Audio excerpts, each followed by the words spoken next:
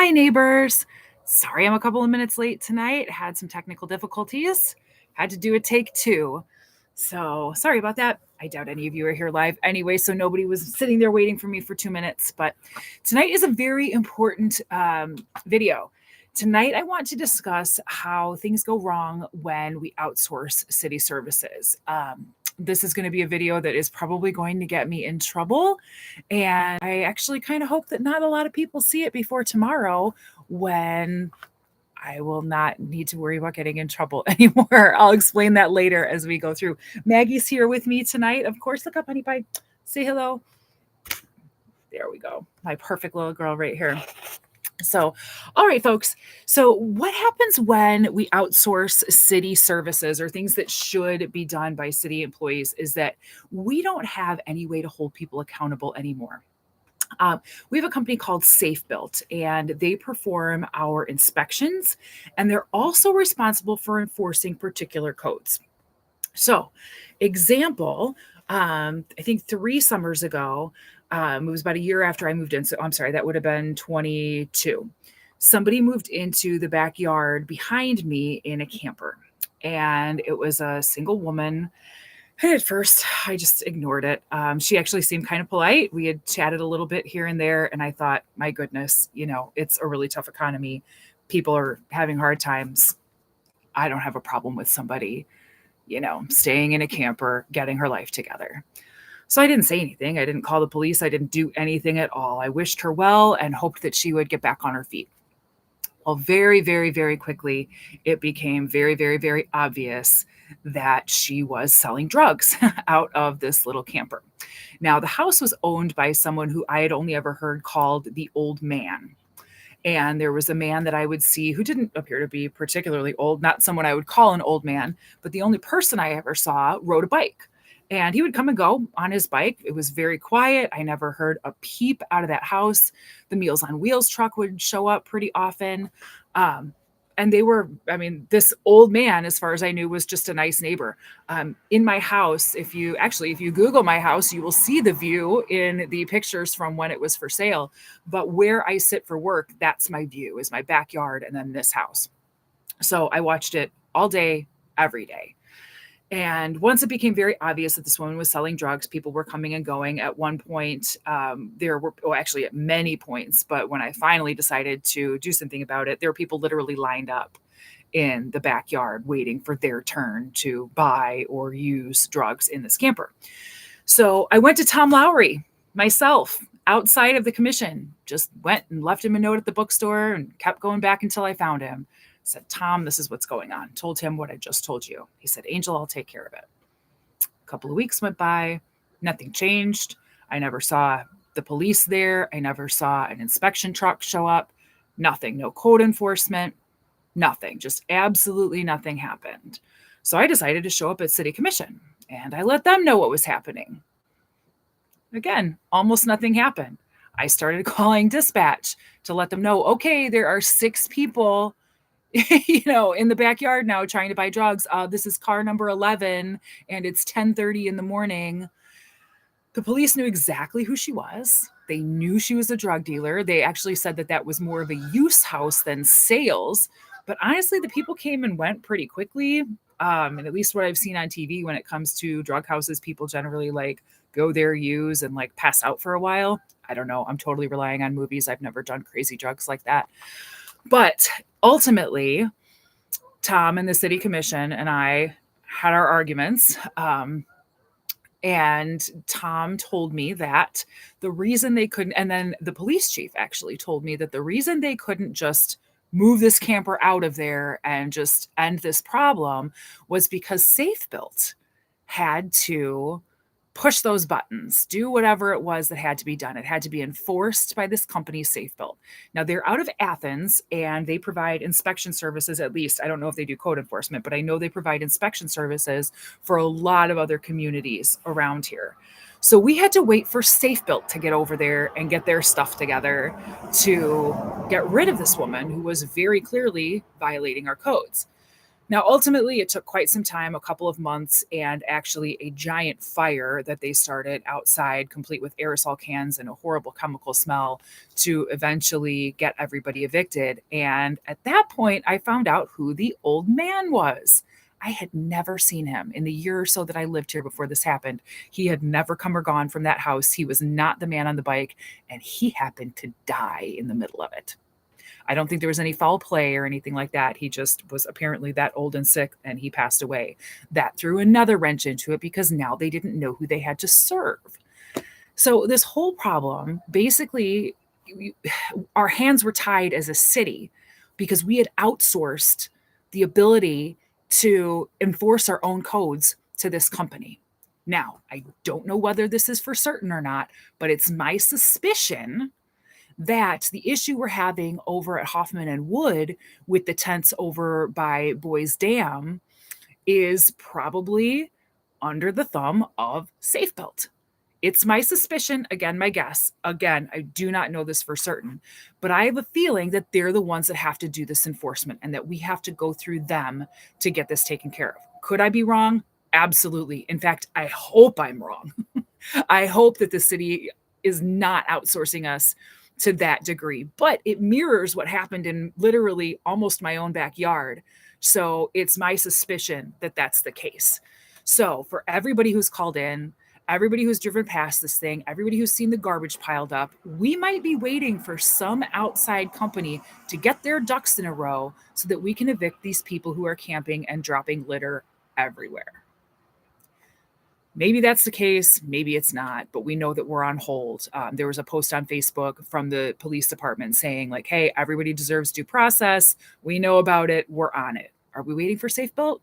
I'd love to know. Under different conditions, with a better city commission, I would go in and ask, but they're not going to answer. If anything, I would just get insulted and I'd never get an answer. So it isn't worth going. In fact, that's one of the reasons I'm running for mayor, because if you can't beat them, you may as well join them. And I'm going to with your help. So I also mentioned that Safe Built handles our inspections. That would be construction, rentals, if you put in a new roof or have a new electrical system put in, or if you're a landlord and you rent out a living space, they're going to come and perform those inspections. Now, I had some really major storm damage when my neighbor's tree fell on my garage and my house back in March. Eventually, long story short, that I'll keep off this video, I was finally able to get this construction done. So I'm doing the work. I have friends helping me. It's been quite an ordeal. So I had to apply for a permit to fix my roof. And I want to read to you how the emails went. And then I want to tell you about how the inspector who inspects roofing does not carry a ladder on his truck. So got my computer right here. And if anybody wants to challenge me and say that I've made this up, I will happily post screenshots of the emails. I'm going to read them verbatim. So I said, hello, I'm attaching my permit application to fix my garage and house roofs after a storm.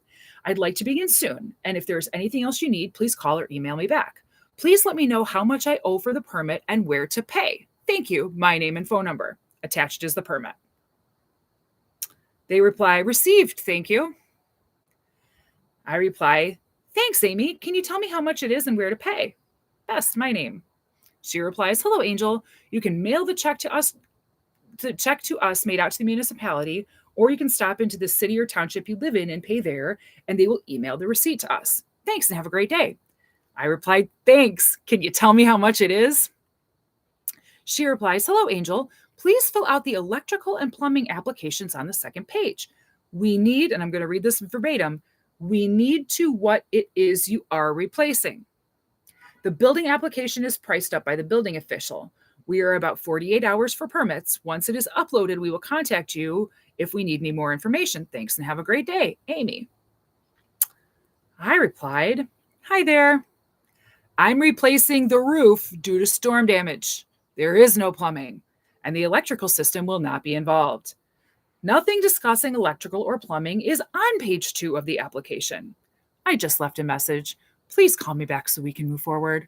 A lovely lady named Erica called me back. said, yeah, okay, we don't need there's anything for your plumbing or electrical. Obviously, she did want to know if it was one or two roofs, whether the house was attached garage or not. Erica's been lovely. So Erica, if you ever see this, thank you. You're doing a great job. But this is how this company works. Also, they're not even open on Fridays. We pay them a fortune. A fortune. You can look at the city agendas and go into the check register and see what we pay them every week. They're approving it again right now as we speak. In fact, they probably already did within the past hour. It disgusts me that this is where we're at. So, got the roof done. Well, we got part one of it done. They have to come in 4 stages. The permit was $400 and they were supposed to be, I guess, 4 visits. It turns out there's only going to be 2. But I work from home, as I've said many times.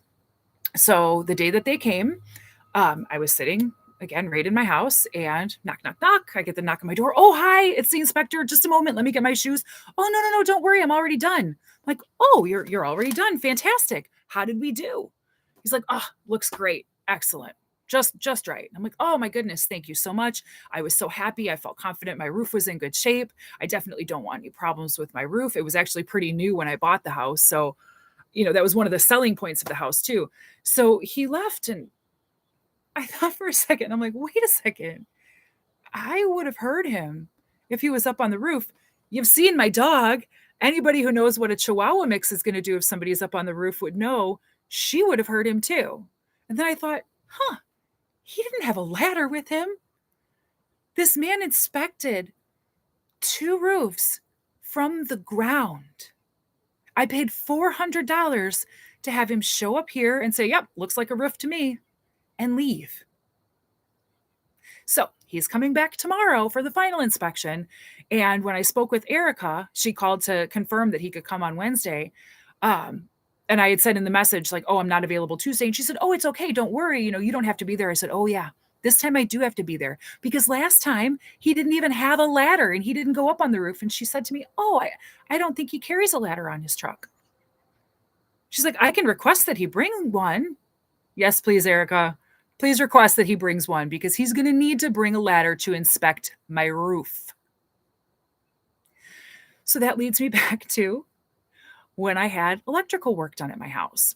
I don't understand plumbectrical. That's the conjoined name of plumbing and electrical from Home Depot. And if you know me well, you know that I used to work there. I don't touch plumbectrical. It's not anything I'm going to touch. So I had a contractor come out and I needed an estimate for every single outlet, every single wire, top to bottom. I never want to have to touch it again. I need the whole thing changed outside. It's from like 1960, everything. And I told him, and this was a big mistake, he was a friend of a friend, though, so I thought I was safe. I said, look, I'm not going to understand your estimate. I just need to know every single thing is going to be done. I want to plug in my grounding mat in my bedroom. I don't want to have to use these stupid adapters when I go to plug in the vacuum cleaner. I just need the whole thing. Every single outlet, every single wire, top to bottom. I never want to have to touch it again. He says, okay, writes me up an estimate. It's within my budget. Wonderful. Come on out. Let's get it done. So he comes out and he maps things out. He's got a helper with him. He does a bunch of work. There's a new panel downstairs, like the new thing where you flip the breakers or whatever if they go out. And then there's a new thing outside and it's got to get like attached by the electric company. So, and I also happened to be very, very sick when he was doing this. So I'm basically dreading when he comes in the house to do all the outlets because I had norovirus and I was going to have to figure out what to do with myself while he did the work. So all of a sudden he comes in and he says, oh, okay, we're all done. And I'm like, done? You haven't started yet. He's like, oh no, we're completely finished. I'm like, what about the outlets? What about the wires? He's like, oh, well, I mean, that's going to be time and material. Like that's not part of the estimate. Like that's the whole point. Like I had actually gone out there and talked to him again about how excited I was that I was going to get to sleep with my grounding mat because I could finally plug it into a grounded outlet. And he was just like, oh, well, I don't know. Like, whoa. So I have no idea what this man did now. So it's time for the inspection. Out comes the inspector. And this was a few years ago. This was, I think it was winter of 2022, like January, February, March, somewhere around there. And again, safe belt. He comes out and I've got my notepad like I always do. And I am ready because I want to write down every single thing that was new. So I can at least go back to this estimate, try to have an electrician friend, figure out what the heck he did and what the heck he didn't do. Because I still need the rest of whatever he didn't do done. So the inspector comes out and he looks at the panel outside. Yep, yep. Comes downstairs and I'm like, listen, I got screwed over by this contractor. I need to know what exactly he did. And he's like, what do you mean? So I need to see what he actually did so I can tell my electrician friends and they can help me figure out what still needs to be done. Like he was supposed to do every single outlet, every single wire, top to bottom. I never want to have to touch it again. And all he did was this outside stuff that doesn't help me plug in a grounded outlet or my grounding mat. And the guy's like, well, I mean, I don't really know what's new. I'm like, what do you mean? Like, this house is super old. I'm like, the part of the house you're standing in was built in 1930. You can't tell the difference. I'm like, I understand the rest is from like probably about the 60s, but you don't know? He's like, well, I mean, I don't know. I'm just seeing what's on the permit. I'm like, okay, what's on the permit? And he's like, well, you're asking a lot of questions. Yeah, I am asking a lot of questions. You're the inspector. You're the inspector. I looked and I said, is this panel, which is huge? I have like a 2-bedroom house. I'm like, is this the right panel for this size house? And he's like, oh, well, I mean, I guess so. Yeah, it looks fine to me. That was it. He basically just refused to inspect. I went to city commission right after that, like literally the next meeting, told them everything I just told you. They didn't care. They didn't do anything. Safe Built never provided me with a report, which they're supposed to do. Just nothing. So basically, if anybody's corrupt or they don't want their stuff inspected, but like they know they need to pull a permit, all they have to do is just write down 1 or 2 things that they actually want somebody to maybe take a look at on a permit. The homeowner's never going to be any wiser. I mean, because most people also don't do plumetrical. So how would somebody know if they're even getting what they paid for?